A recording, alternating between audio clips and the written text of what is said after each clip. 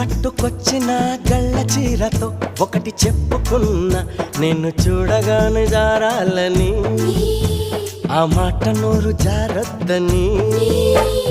నువ్వు పెట్టుకొచ్చిన కళ్ళ జోడుతో ఒకటి చెప్పుకున్నా, మేము వల్లుకుంటే చూడొద్దని, ఈ లొల్లి బయట చెప్పొద్దని.